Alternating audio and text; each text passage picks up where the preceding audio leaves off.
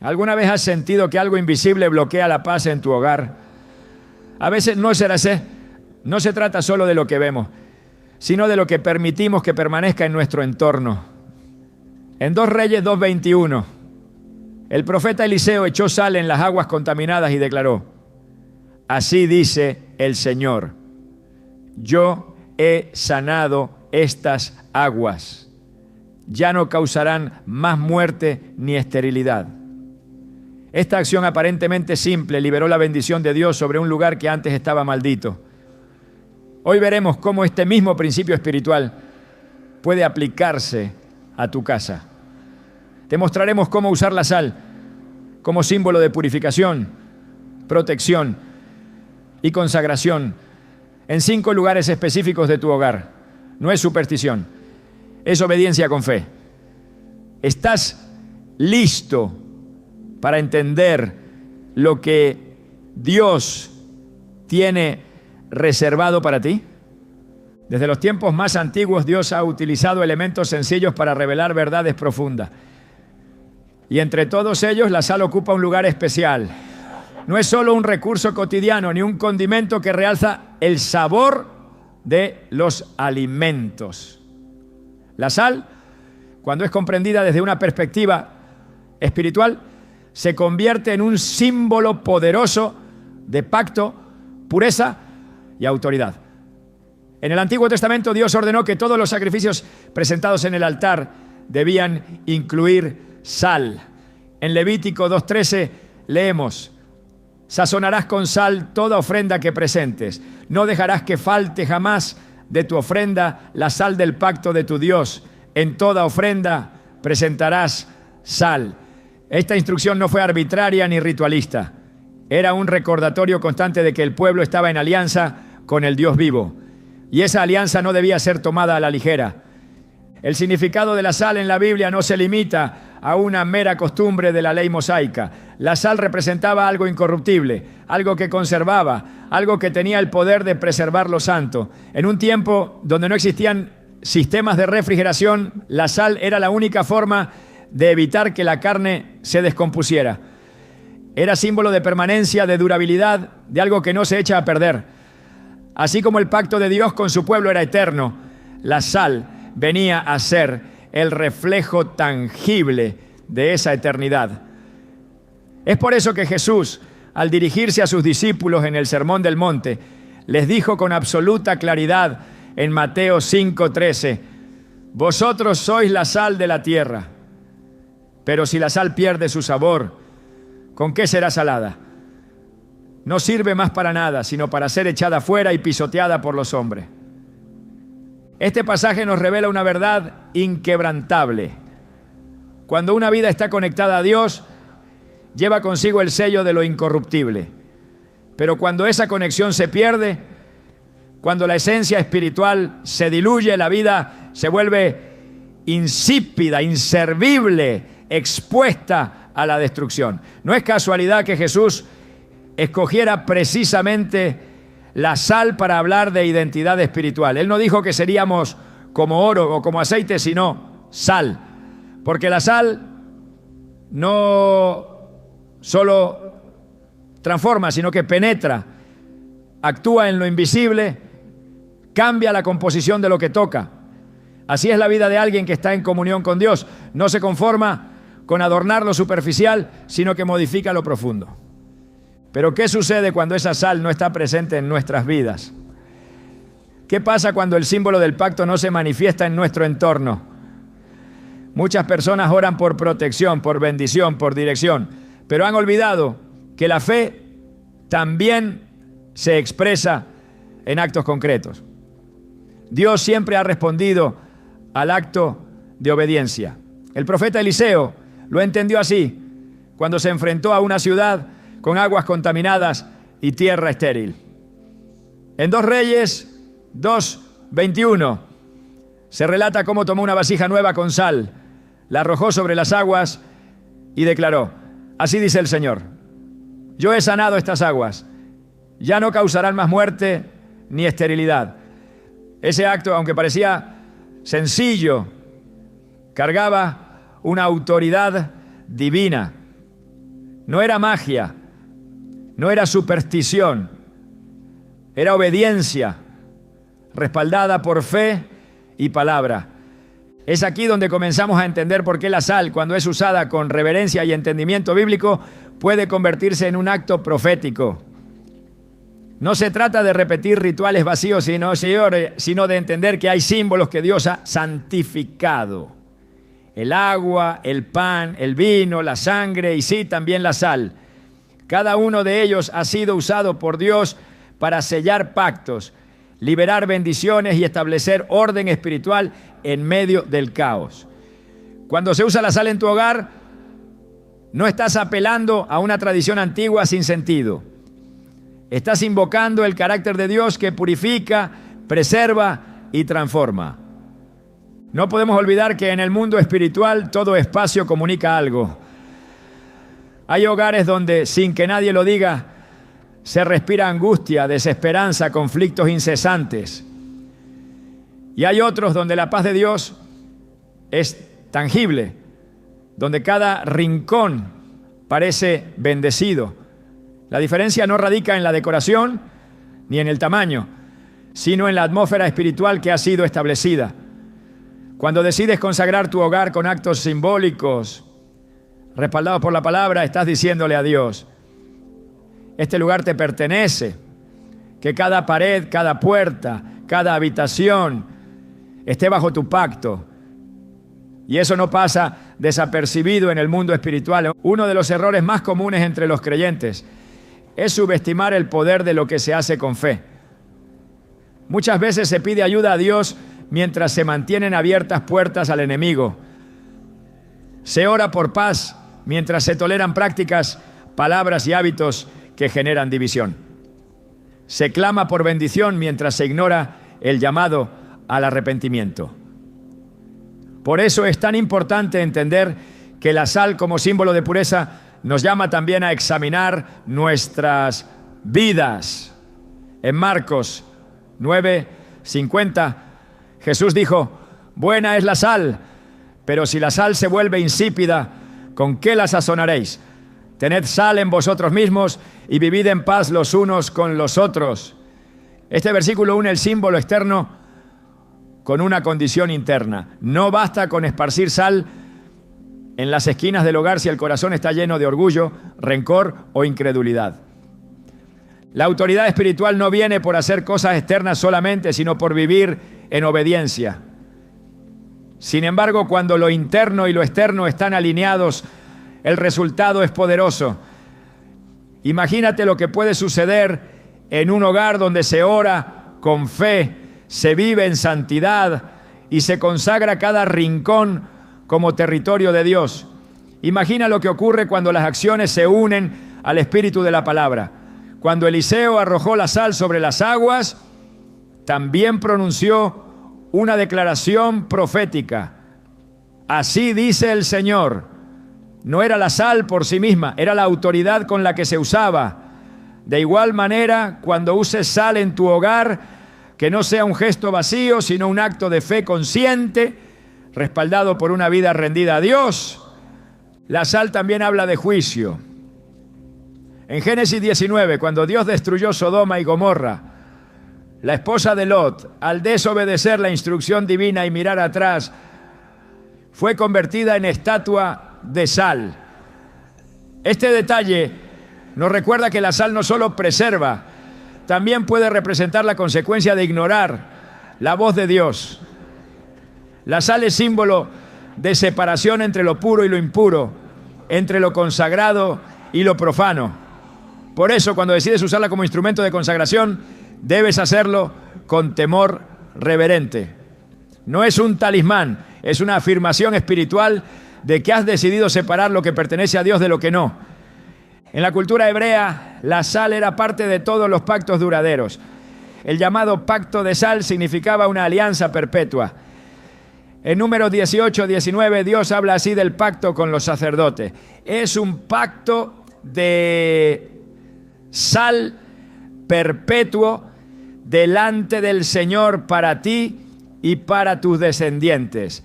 Este tipo de pacto era irrompible, implicaba fidelidad, lealtad, compromiso eterno. Cuando entiendes esto, comprendes por qué consagrar tu hogar con sal no es algo trivial.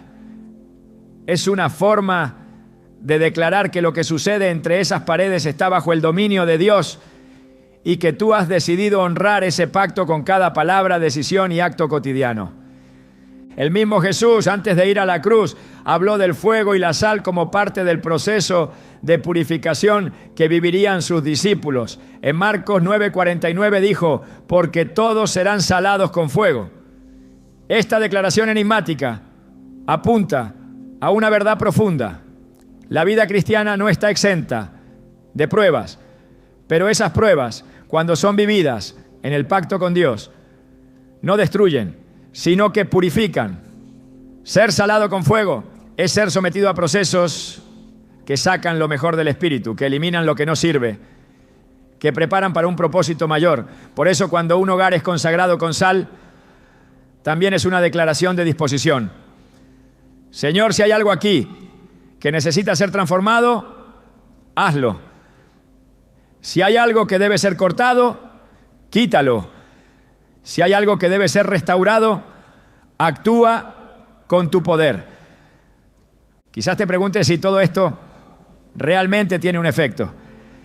La respuesta es clara. Cuando se hace con fe y obediencia, sí lo tiene. Porque no es la sal la que cambia las cosas, es Dios respondiendo a un corazón que actúa conforme a su palabra. Así como la sangre del cordero en los dinteles protegió a las familias hebreas en Egipto, así también los símbolos consagrados con fe hoy pueden ser señales visibles de una entrega espiritual total. No para manipular a Dios, sino para mostrar que se reconoce su señorío sobre el hogar. A lo largo de los años he escuchado testimonios de personas que, tras orar y consagrar sus casas con sal, vieron transformaciones profundas, conflictos familiares que cesaron, enfermedades espirituales que se disiparon, pesadillas que desaparecieron, inseguridades que fueron reemplazadas por paz. No porque hicieran un ritual, sino porque lo hicieron como expresión sincera de fe.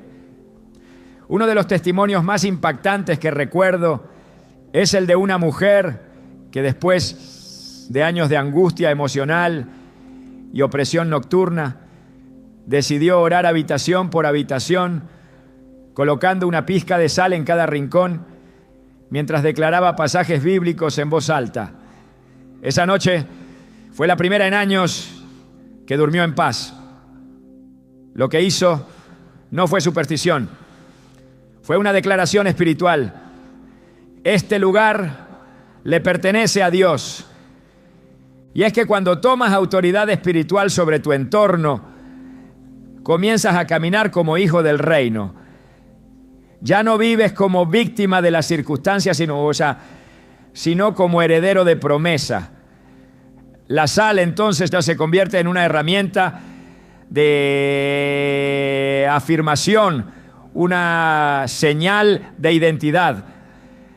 Es el recordatorio de que tú y tu casa están bajo la cobertura de un pacto eterno, sellado no con sangre de corderos terrenales, sino con la sangre del Cordero eterno, Jesucristo. Por eso, antes de pasar a los lugares específicos del hogar, donde esta práctica puede ser aplicada con sentido espiritual profundo, es indispensable que comprendas este fundamento. No pongas sal solo porque alguien te lo dijo. No actúes movido por la curiosidad o por el miedo. Hazlo con revelación. Hazlo con fe. Hazlo con la certeza de que estás honrando un símbolo que Dios ha usado por generaciones para establecer su pacto con su pueblo. Porque si hay algo que Dios honra, es la obediencia respaldada por un corazón sincero. Y ahora que has entendido lo que realmente representa la sal, estás listo para usarla como herramienta espiritual con sentido, autoridad y propósito. No como un gesto vacío, sino como un acto profético que abre las puertas del cielo sobre tu hogar. En cada estructura física hay un acceso y en cada estructura espiritual hay un punto de entrada. La puerta principal de una casa no solo permite el tránsito físico de quienes entran y salen, sino que representa simbólicamente la apertura o cierre a realidades invisibles. Es por eso que desde los tiempos antiguos el umbral ha sido un lugar sagrado, un límite entre lo que está dentro del pacto y lo que queda fuera de él. Las Escrituras no tratan este punto como un detalle menor. Dios ha sido claro en establecer que el lugar donde se accede debe ser protegido, consagrado y señalado como territorio bajo su autoridad. En Éxodo 12 encontramos una de las escenas más poderosas en la historia del pueblo de Dios. Cuando la 10ª plaga iba a caer sobre Egipto, Dios dio instrucciones muy precisas a los israelitas. Debían sacrificar un cordero sin defecto, tomar su sangre y untarla en los postes y el dintel de sus puertas. En el versículo 23 se lee: porque el Señor pasará hiriendo a los egipcios, y cuando vea la sangre en el dintel y en los 2 postes, pasará de largo aquella puerta y no dejará entrar al heridor en vuestras casas para herir. La sangre aplicada en la entrada no fue simplemente una señal externa, fue una marca espiritual que diferenciaba a los hogares bajo el pacto de aquellos que no lo estaban. Lo que sucedía al otro lado de esa puerta no dependía del azar, sino de la obediencia. El umbral se convirtió en un testimonio visible de consagración. Dios no necesitaba la sangre para identificar quiénes eran su pueblo, pero exigía una señal de fe activa. Esa sangre visible desde afuera hablaba de confianza, de obediencia, de pertenencia. De la misma manera, consagrar hoy la puerta de un hogar con sal, cuando se hace con el entendimiento de lo que representa, es una forma de afirmar: este lugar está bajo el gobierno de Dios y todo lo que intente cruzar sin su permiso será rechazado. En la vida espiritual no hay espacios neutros, o una puerta está abierta a la bendición o se convierte en entrada del enemigo. Por eso Jesús dijo en Juan 10:9: yo soy la puerta, el que por mí entrare será salvo, y entrará y saldrá y hallará pastos. El Salvador mismo se definió como una puerta, no como una pared infranqueable ni como un muro defensivo, sino como una entrada específica por donde se accede a la vida eterna. Esto revela que las puertas tienen un valor espiritual profundo. Son el lugar de paso entre una condición y otra. En muchas culturas del mundo antiguo, las puertas eran también el sitio donde se establecían pactos, se discutían juicios y se sentaban los ancianos. Era un lugar de decisiones y de autoridad. No es casual que en Deuteronomio 6:9, al hablar de las palabras del mandamiento, se instruyera al pueblo: y las escribirás en los postes de tu casa y en tus puertas. Porque la puerta no solo debía ser un punto de entrada, sino un recordatorio constante del pacto, de la palabra y del Dios que guardaba a su pueblo. La puerta de tu casa no es solo una estructura de madera o metal. Es un umbral que espiritualmente define si hay cobertura o exposición. Por eso, al colocar sal en este lugar, el acto no debe ser mecánico ni supersticioso, sino profundamente consciente. La sal en la puerta representa una declaración espiritual, que lo impuro no puede entrar, que lo profano no tiene lugar, que solo lo que ha sido santificado por Dios tiene acceso a tu hogar. En 2 Crónicas 23:19 se registra que cuando Joás fue establecido como rey y la casa del Señor fue restaurada, se colocaron porteros a las puertas de la casa del Señor para que por ninguna vía entrase nadie inmundo. La puerta era resguardada como símbolo de reverencia, No todos podían cruzarla, solo quienes estaban en condición de santidad. En la dimensión espiritual el enemigo siempre busca entradas. No puede penetrar donde no hay permiso. Por eso, muchas veces su estrategia no es forzar, sino engañar. Intenta hacerse paso con argumentos sutiles, con legalidades que el mismo ser humano le ha abierto. Cuando una puerta no está consagrada, cuando no está espiritualmente delimitada, se convierte en un punto vulnerable. Pero cuando está sellada con la autoridad del nombre de Cristo y con símbolos de pacto, como la sal, se transforma en una barrera infranqueable para toda obra de tiniebla. Jesús enseñó con claridad en Lucas 11:21 a 22. Cuando el hombre fuerte armado guarda su palacio, en paz está lo que posee. Pero si viene otro más fuerte que él y le vence, le quita todas sus armas en que confiaba y reparte el botín. Esta ilustración revela que el que vigila debe estar bien armado. Y parte de esa armadura es el entendimiento espiritual de qué se protege y cómo se protege.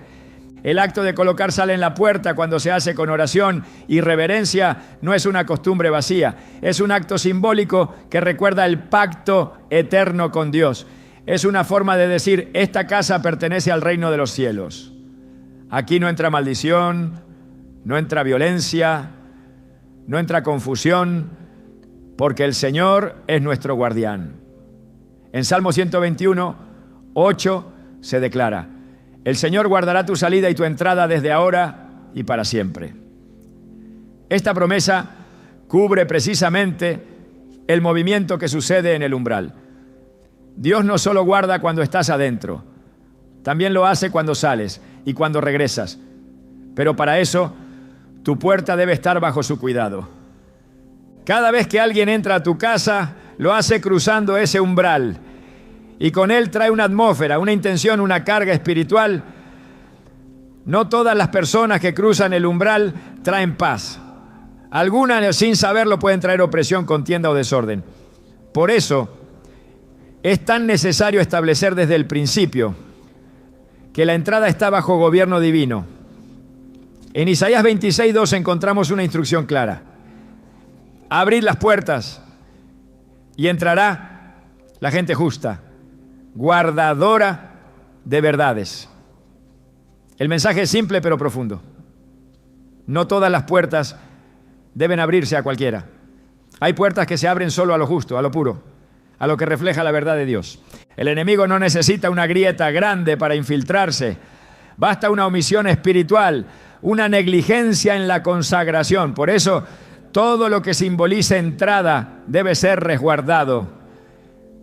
En el libro de Nehemías, cuando se reconstruyeron los muros de Jerusalén, se dio atención detallada a cada puerta. La puerta del pescado, la puerta del valle, la puerta vieja. Cada una fue restaurada, consagrada y vigilada.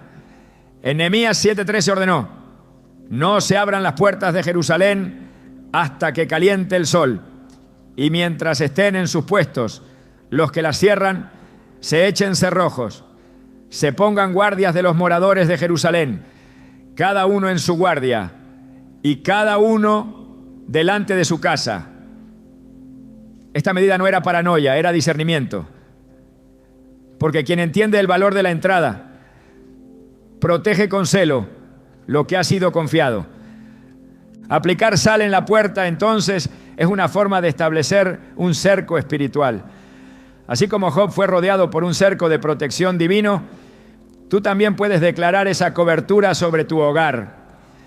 En Job 1:10, Satanás mismo admite que no puede tocar a Job porque hay un cerco a su alrededor. ¿Qué protege ese cerco? Lo que ha sido entregado, consagrado, puesto bajo la voluntad de Dios. Tu puerta no es un lugar común, es un altar de paso, es un punto donde se cruzan mundos, el externo y el interno, lo natural y lo espiritual. Por eso debe estar sellada bajo pacto. Cuando el pueblo de Israel entró a la tierra prometida, una de las primeras instrucciones fue establecer señales visibles de la presencia de Dios. En Deuteronomio 11:20 Dios dice: y las escribirás en los postes de tu casa y en tus puertas. La palabra debía estar grabada en el lugar de entrada, porque quien entra debía saber a quién pertenece esa casa.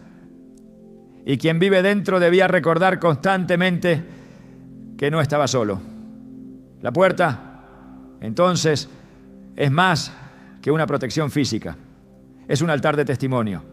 Por ella entran personas, pero también entran atmósferas. Por eso debe hablar con claridad. Aquí gobierna el Señor. La sal, al ser aplicada con oración y entendimiento, se convierte en símbolo de separación, de consagración, de pacto eterno. En Levítico 2:13 el mandato es firme: toda ofrenda deberá estar sazonada con sal. Así como cada ofrenda llevaba sal, también cada entrada a un hogar consagrado puede portar esa misma señal. No para cumplir un ritual, sino para recordar constantemente que lo que ha sido apartado para Dios debe mantenerse puro, vigilado, resguardado con celo santo. Y cuando esa sal se coloca en el umbral, no es un acto decorativo, es una afirmación espiritual. Declara que todo lo que cruce esa puerta será filtrado por el Espíritu de Dios, que la paz será el árbitro de cada visita, que la presencia del Señor será quien determine qué entra y qué no. Porque si Cristo es la puerta, entonces todo lo que traspase tu puerta debe estar alineado con Él. Así se establece orden, se activa la protección, se reafirma el pacto. Quien tiene entendimiento espiritual no deja sus puertas sin consagrar. No se trata de miedo ni superstición, se trata de autoridad, de reconocer que el hogar es un territorio sagrado y que cada acceso debe estar bajo la cobertura de Dios. Así como los levitas vigilaban las entradas del templo, así también el creyente debe vigilar la entrada de su casa. Y una forma simbólica y poderosa de hacerlo es colocando sal con fe, con oración, con palabra, como señal visible del reino al que pertenece ese hogar. En toda estructura física hay un diseño que delimita el comienzo y el fin de cada espacio. Las esquinas, aunque muchas veces pasadas por alto, son puntos de intersección que marcan la unión de paredes, direcciones y fuerzas. Espiritualmente, no son simplemente rincones vacíos, sino lugares simbólicos donde el orden o el desorden pueden encontrar refugio. A lo largo de las Escrituras, Dios ha demostrado que incluso los lugares ocultos o periféricos tienen un valor esencial cuando se trata de establecer su presencia, su justicia y su protección. No hay detalle insignificante en un territorio que ha sido consagrado. El libro del profeta Ezequiel ofrece una visión clara sobre el papel que tienen las esquinas en el contexto espiritual. Al describir la visión del templo restaurado en Ezequiel 46, 21 a 22, se mencionan las cámaras construidas en las esquinas del atrio, destinadas para cocer los sacrificios del pueblo. Estas cámaras, aunque no eran el centro del templo, cumplían una función sagrada. Estaban al margen del área principal, pero formaban parte de la estructura ordenada por Dios. Esto revela que aún los espacios periféricos tienen un propósito divino cuando se los somete a la voluntad del Altísimo. El hecho de que se colocaran funciones santas en esas esquinas demuestra que nada debe quedar sin cubrir por la presencia de Dios. Las esquinas de una casa, aunque físicamente discretas, representan lugares donde muchas veces se acumula lo que no se ve. En lo natural son espacios donde el polvo se oculta, donde se deposita lo que no se quiere a la vista.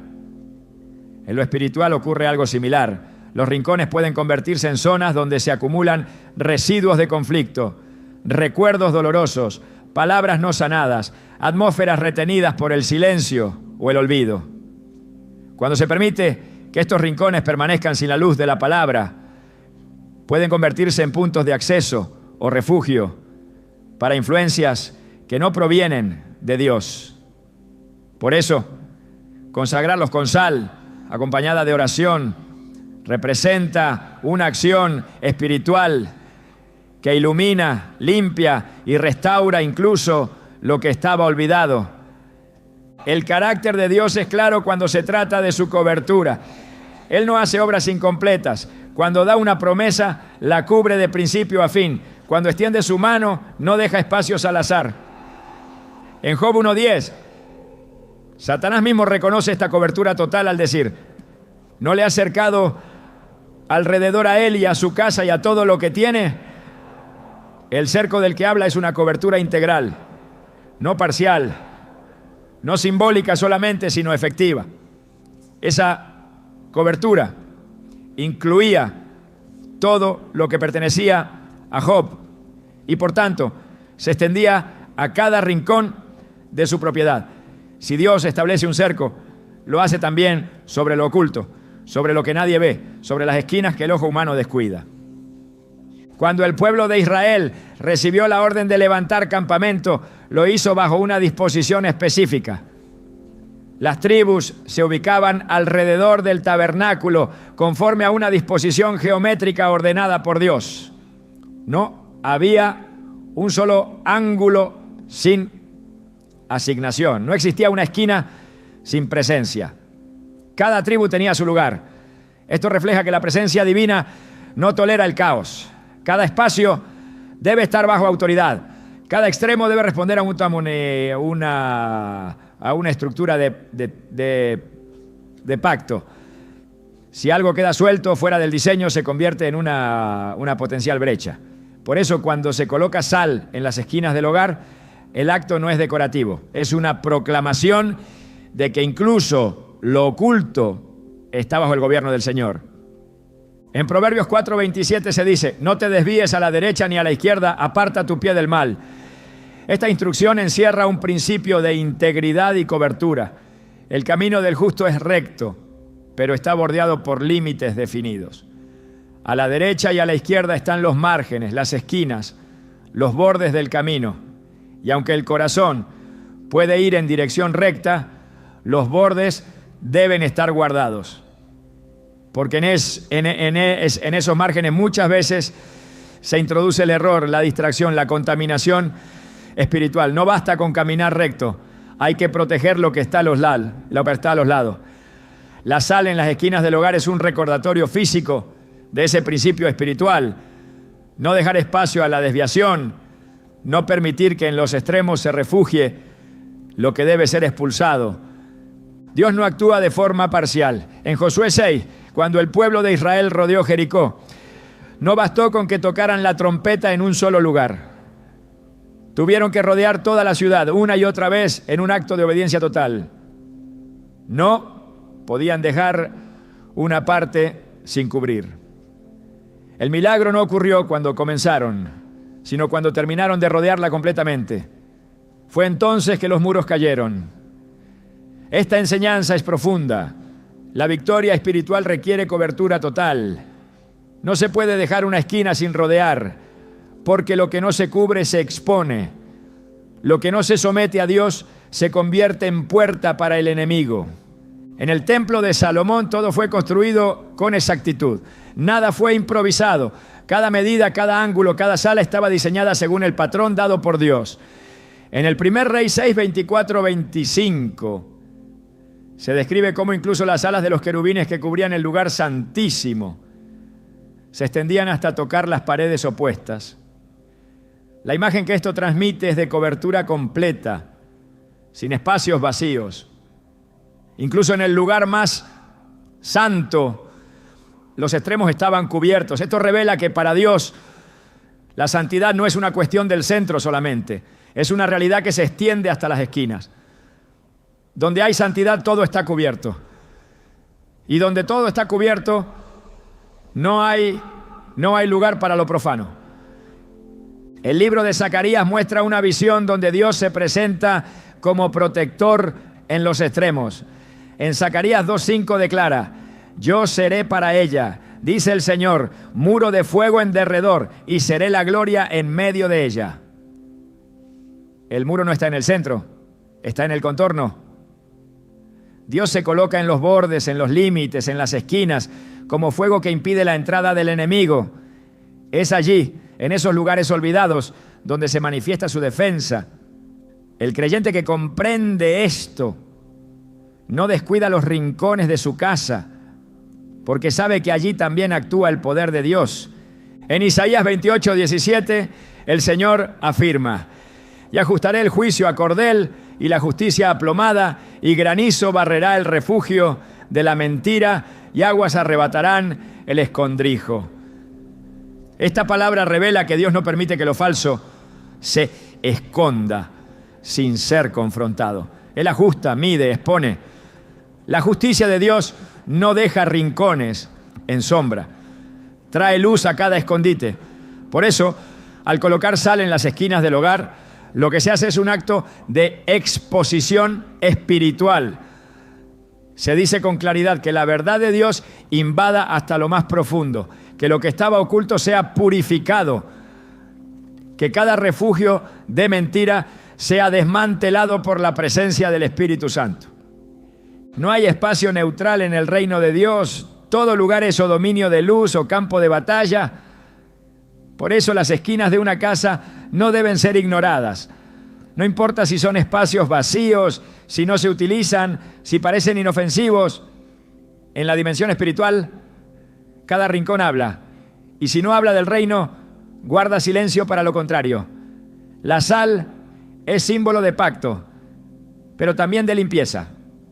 En 2 Reyes 2:21, cuando Eliseo arrojó sal en las aguas contaminadas, no lo hizo en el centro del manantial solamente, lo hizo donde se necesitaba purificación, porque donde hay contaminación, allí debe llegar el símbolo del pacto. Así también, donde hay olvido espiritual debe llegar la consagración. El libro de Apocalipsis describe la Jerusalén celestial como una ciudad perfectamente cuadrada, con 12 puertas, 3 por cada lado, y con cimientos extendidos en las 4 direcciones. Esta imagen no es accidental. Habla de perfección, de cobertura total, de gloria en cada extremo. La ciudad santa no tiene esquinas descuidadas. Cada dirección ha sido considerada. Cada ángulo ha sido glorificado. Esa es la imagen de lo que debe representar un hogar bajo el gobierno de Dios. Un lugar donde los ángulos no son olvido, sino adoración. Donde las esquinas no son refugio de lo oculto, sino testimonio de una cobertura sin fisuras. Cuando se consagra cada esquina con sal, no se trata solo de marcar un territorio, sino de cerrar las brechas. El enemigo es astuto, pero su astucia no supera la obediencia de un corazón consagrado. La sal declara que hasta el último rincón está bajo autoridad, y el enemigo no puede tocar lo que ha sido cubierto por la palabra. En 2 Corintios 10, 4-5 se afirma que las armas de nuestra milicia no son carnales, sino poderosas en Dios para la destrucción de fortalezas. No hay fortaleza que pueda resistir una vida completamente entregada, una casa completamente consagrada. Cuando los levitas purificaban el templo, lo hacían hasta en los rincones. En 2 Crónicas 29:16 se dice que sacaron toda la inmundicia que hallaron en el templo del Señor y la llevaron fuera. No se quedaron solo con lo visible, buscaron hasta lo escondido. Esa es la tarea de quien quiere ver su hogar lleno de la gloria de Dios. Limpiar, consagrar, sellar, incluso lo que parece insignificante. Porque cuando lo oculto es iluminado, lo impuro no puede permanecer. Así como Dios lo estableció en el orden del templo, también lo espera en nuestras casas. Un lugar donde cada extremo sea suyo, donde cada esquina hable de su presencia, donde la sal no sea solo un mineral, sino un recordatorio del pacto eterno que no se olvida ni se quiebra. Un pacto que cubre todo, un pacto que no deja brechas. En cada hogar hay un lugar que concentra la vida diaria de la familia. un espacio donde se preparan los alimentos, donde se produce lo necesario para sostener el cuerpo y donde muchas veces, sin notarlo, se refleja también la salud espiritual del hogar. La cocina no es simplemente un espacio funcional, es el corazón de la provisión familiar. Es allí donde se materializa la bendición de Dios sobre el sustento, donde se transforma lo natural en fuerza vital y donde se manifiesta de manera tangible la fidelidad del Padre que provee. Cuando se comprende la profundidad espiritual de este lugar, se entiende por qué debe ser consagrado y por qué la sal, símbolo bíblico de pureza y pacto, tiene un papel fundamental allí. Desde las primeras páginas de la Escritura, Dios se revela como proveedor. En el jardín del Edén, Él mismo plantó árboles y preparó el alimento para Adán y Eva. No los creó en un lugar árido, sino en un espacio lleno de abundancia. Génesis 2:9 lo describe así: y Jehová Dios hizo nacer de la tierra todo árbol delicioso a la vista y bueno para comer. El acto de proveer fue una de las primeras manifestaciones del carácter amoroso y cuidadoso de Dios. Y aunque el pecado trajo consigo el sudor del trabajo, la provisión no fue retirada. El Padre siguió alimentando a su pueblo, mostrándose cercano a las necesidades del cuerpo y del alma. La cocina, en ese sentido, se convierte en el reflejo doméstico de la provisión divina. Allí se prepara lo que Dios ha entregado. Allí se manipulan los frutos del trabajo. Allí se toma lo crudo y se transforma en alimento. Y ese acto cotidiano, cuando se lo vive con conciencia espiritual, se convierte en adoración. Por eso no puede quedar fuera del ámbito de la consagración. Así como se ora por protección en la puerta o por descanso en las habitaciones, también debe consagrarse el lugar donde se activa el sustento. Porque el enemigo no solo ataca el espíritu, también ataca la provisión. Lo hizo en el desierto, cuando tentó a Jesús diciéndole que convirtiera las piedras en pan. Lo hace cada vez que introduce escasez, ansiedad, desorden o ingratitud en la mesa de una familia. En el libro de 1 Reyes 17 se narra la historia de una mujer que en medio de la escasez más severa fue visitada por el profeta Elías. Ella tenía solo un puñado de harina y un poco de aceite, lo suficiente para preparar una última comida. Pero en medio de esa crisis, Dios usó ese acto de cocinar como canal de un milagro. Elías le dijo: hazme a mí primero de ello una pequeña torta cocida debajo de la ceniza y tráemela. Y después harás para ti y para tu hijo. Porque Jehová, Dios de Israel, ha dicho así: la harina de la tinaja no escaseará, ni el aceite de la vasija disminuirá. Primera Reyes 17, 13, 14. Lo que parecía una cocina vacía se convirtió en altar de provisión continua. No por el tamaño de la despensa, sino por la obediencia que transformó ese espacio en un punto de contacto con lo sobrenatural. Esta verdad se repite a lo largo de la Biblia. El milagro de la multiplicación de los panes y los peces, registrado en todos los evangelios, es quizás una de las escenas más contundentes de cómo Dios bendice lo poco y lo convierte en abundancia. Jesús no creó comida de la nada. Tomó lo que había en manos humanas, lo presentó al Padre, lo bendijo y lo entregó. Lo hizo con gratitud. Y la bendición no solo alimentó a miles, sino que sobró 12 canastas llenas después de que todos comieron hasta saciarse. El lugar de ese milagro fue el espacio donde se distribuyó el alimento. Ese espacio representa en cada hogar la cocina. Y así como Jesús tomó lo pequeño y lo multiplicó, el creyente que consagra su cocina puede ver cómo Dios transforma lo limitado en suficiente y lo suficiente en abundancia. Colocar sal en la cocina es entonces mucho más que una tradición. Es una declaración espiritual. Es reconocer que allí opera el principio de provisión. Es declarar que lo que entra en ese lugar será multiplicado, que lo que se cocina será saludable, que lo que se sirve será motivo de unidad y no de contienda.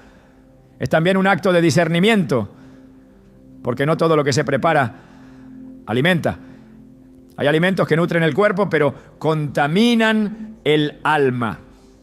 Hay productos que al ser adquiridos sin oración ni sabiduría traen desorden a la economía del hogar. Por eso, consagrar la cocina también es pedir dirección sobre qué comprar, cómo administrar, cómo bendecir cada ingrediente antes de consumirlo.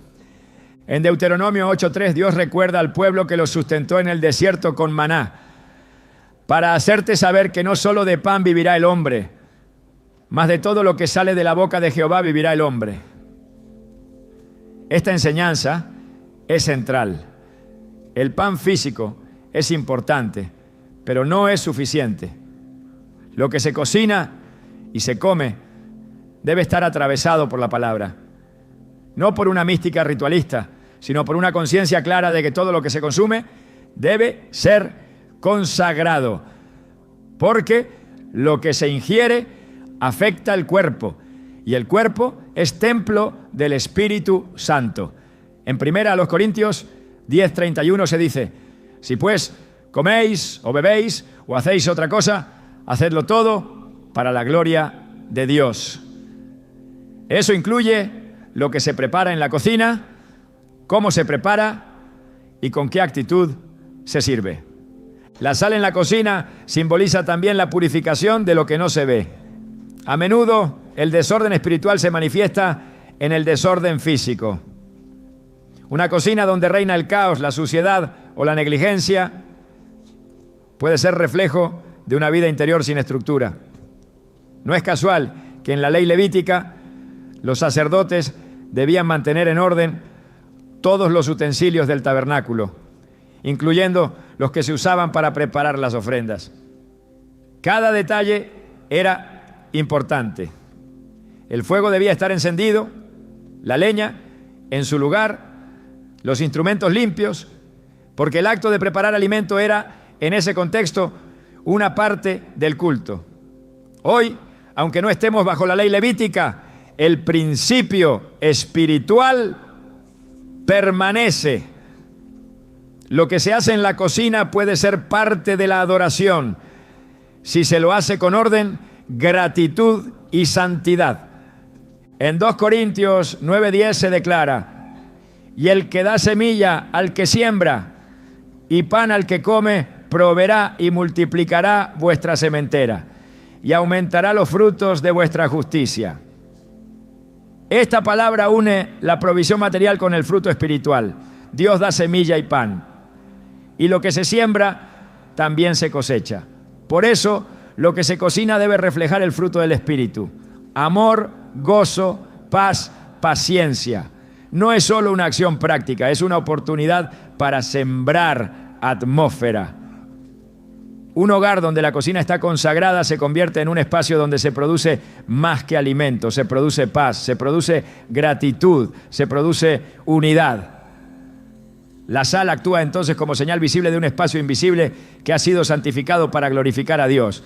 El apóstol Pablo instruye en 1 Timoteo 4:4-5, porque todo lo que Dios creó es bueno y nada es de desecharse si se toma con acción de gracias, porque por la palabra de Dios y por la oración es santificado. Este versículo es clave. Los alimentos, aunque sean lícitos, necesitan ser santificados. No basta con que algo sea comestible. Debe ser recibido con gratitud y consagrado con oración. Por eso bendecir los alimentos no es una costumbre vacía, es un acto espiritual. Y colocar sal en el lugar donde se manipulan esos alimentos es una forma de afirmar que todo lo que pasa por allí ha sido declarado limpio, útil y puesto al servicio del propósito de Dios. La cocina consagrada también refleja el principio de hospitalidad. En Hebreos 13:12 exhorta: no os olvidéis de la hospitalidad, porque por ella algunos, sin saberlo, hospedaron ángeles. La cocina es el lugar donde se prepara lo que se ofrecerá al visitante, donde se expresa el servicio, la generosidad, el compartir. Un corazón hospitalario se manifiesta en una cocina abierta, en una mesa dispuesta, en una actitud de entrega. La sal, al ser símbolo de pacto, también recuerda que servir a otros es servir a Dios, que lo que se prepara en lo secreto puede tener un impacto eterno, porque en cada plato puede haber una siembra de amor que Dios multiplicará a su tiempo. No es exagerado afirmar que la cocina es un altar doméstico. Allí cada acción puede ser una ofrenda, cada alimento puede ser un símbolo de gratitud, cada preparación puede ser una oración silenciosa. Por eso debe estar cubierta, no como un acto supersticioso, sino como una afirmación de que todo lo que allí sucede está bajo autoridad divina, que ningún espíritu de escasez, ningún temor por el mañana, ninguna ansiedad por el sustento puede operar donde el Señor ha establecido su bendición. El Salmo 37:25 declara: joven fui y he envejecido, y no he visto justo desamparado, ni su descendencia que mendigue pan. Esa promesa se hace real cuando se vive en fidelidad y se declara con acciones concretas que el hogar pertenece a Dios. Colocar sal en la cocina es, en esencia, proclamar que allí reina la abundancia del cielo, que no habrá falta, ni pérdida, ni angustia, que cada alimento será canal de salud, que cada preparación será bendecida, que cada día será sustentado. Y cuando esto se hace con fe, el hogar entero comienza a reflejar la paz de quien confía, no en la alacena, sino en el proveedor eterno. En lo más íntimo de cada hogar hay un espacio destinado al descanso, al retiro, al silencio. Las habitaciones no son solo lugares donde se duerme, son espacios donde el alma busca reposo, donde el cuerpo se rinde después de la jornada y donde muchas veces se libran batallas invisibles. En ese lugar de aparente quietud pueden habitar también pensamientos, memorias, angustias o temores que, si no son puestos bajo la autoridad de Dios, se convierten en puertas abiertas al enemigo. Es por eso que consagrar las habitaciones no es un gesto simbólico, es una declaración espiritual de que incluso en lo secreto el Señor reina. El salmista entendía profundamente la necesidad de confiar en Dios durante la noche. En el Salmo 4:8 escribió: en paz me acostaré y asimismo dormiré, porque solo tú, Jehová, me haces vivir confiado. Este versículo no es un simple deseo de dormir bien, es una afirmación de pacto. Dormir en paz es una evidencia visible de una vida entregada a Dios. Es una señal de que hay una cobertura activa, una presencia vigilante que guarda incluso cuando el cuerpo reposa. Y ese tipo de paz no se logra solo con silencio exterior, sino con limpieza espiritual interior. Por eso, cuando se coloca sal en una habitación, lo que se hace es proclamar que ese espacio está reservado para el descanso bajo la soberanía divina, que cada noche será protegida y cada pensamiento ordenado por el Espíritu Santo. En Proverbios 3:24 encontramos otra promesa directa: cuando te acuestes no tendrás temor, sino que te acostarás y tu sueño será grato. Este pasaje nos muestra que el sueño del justo no es solo ausencia de insomnio, es una experiencia de bienestar espiritual. No hay pesadillas, no hay opresión, no hay ansiedad nocturna, hay descanso verdadero, y ese descanso no es producido por técnicas humanas, sino por la intervención activa del Dios que vela sin dormir. En el Salmo 121:4 se afirma: he aquí, no se adormecerá ni dormirá el que guarda a Israel. Así como el Señor guarda a su pueblo, también guarda cada habitación consagrada a Él. La sal, como símbolo de pacto y pureza, tiene un rol importante en este contexto. Al ser colocada en las esquinas o entradas de una habitación, representa un cerco espiritual que separa lo santo de lo profano. En Levítico 2:13 se ordena añadir sal a toda ofrenda. Y aunque esta instrucción estaba dirigida a los sacrificios del templo, el principio espiritual permanece vigente. Todo lo que se entrega a Dios debe estar sellado con pureza. Una habitación donde se descansa, se ora, se lee la palabra, se medita en las promesas de Dios, es un espacio que debe estar espiritualmente limpio. La sal actúa como testimonio visible de esa consagración, no por su composición natural, sino por su significado espiritual. En el Nuevo Testamento Jesús enseñó a sus discípulos que hay batallas que se ganan en lo secreto.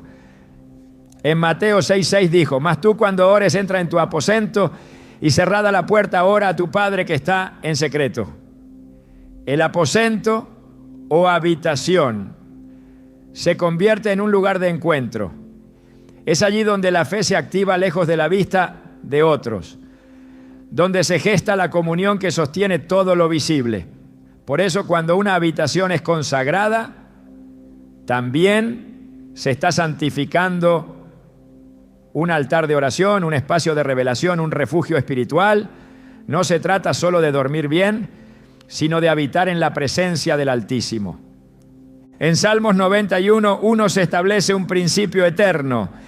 El que habita al abrigo del Altísimo morará bajo la sombra del Omnipotente. Habitar implica permanecer, establecerse, vivir. No es una visita ocasional, es una residencia espiritual. Las habitaciones del creyente deben ser reflejo de ese abrigo. Que cada noche sea descanso en obediencia. Que cada amanecer sea inicio de un día cubierto por la gracia. Que incluso en la noche, donde la oscuridad cubre lo físico, la luz de la presencia de Dios sea evidente. Por eso poner sal en las habitaciones es más que un acto externo, es un acto profético. Es declarar que la paz no será interrumpida, que el descanso será restaurador, que los sueños estarán alineados con el Espíritu Santo. Es proclamar que no hay lugar para la opresión ni la ansiedad, porque donde está el Señor, allí hay libertad. En el centro espiritual de cada hogar consagrado debe existir un lugar donde se honra al Señor, donde la voz de la familia se une para buscar su rostro, donde se levantan oraciones, se abren las Escrituras y se invoca el nombre que está sobre todo nombre. Ese lugar, aunque sencillo en apariencia, representa el altar familiar, el espacio que Dios espera ver encendido cada día con la llama de la devoción. No importa si es una mesa, una esquina especial o un rincón apartado. Lo que lo santifica no es el mobiliario, sino la intención del corazón que lo sostiene. Y cuando ese altar es marcado con sal, el acto se convierte en una proclamación visible de que esa casa ha sido entregada al servicio del reino y que en ese hogar Dios tiene prioridad.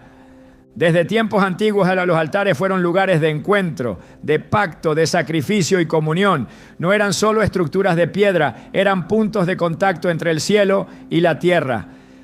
En Génesis 8:20, Noé, al salir del arca, edificó un altar al Señor y ofreció holocausto. La respuesta de Dios fue inmediata. El aroma subió como grato a su presencia y el pacto fue renovado. Ese altar no solo representaba gratitud, era una declaración de que la nueva etapa de la humanidad comenzaría bajo el gobierno de Dios. Lo mismo sucede en el hogar.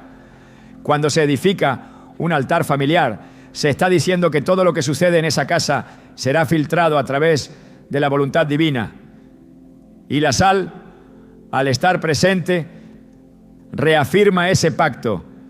recordando que el fuego que allí se enciende debe ser santo, puro y permanente. En el libro de Levítico, Dios establece que toda ofrenda debe estar sazonada con sal.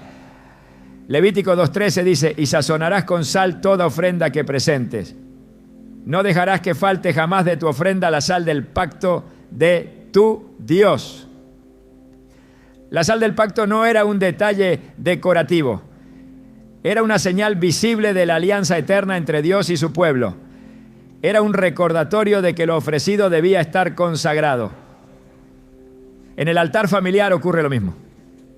Cada oración, cada lectura bíblica, cada momento de adoración, cuando se realiza desde un corazón sincero y bajo cobertura divina, lleva el sello del pacto eterno. Por eso colocar sal en ese lugar no es una práctica vacía, es una señal de obediencia consciente. El altar también es el lugar donde se renueva la fe. En 1 Reyes 18, cuando el profeta Elías confrontó a los profetas de Baal, la Escritura dice que antes de clamar a Dios, restauró el altar de Jehová, que estaba arruinado. Solo después de eso, descendió el fuego.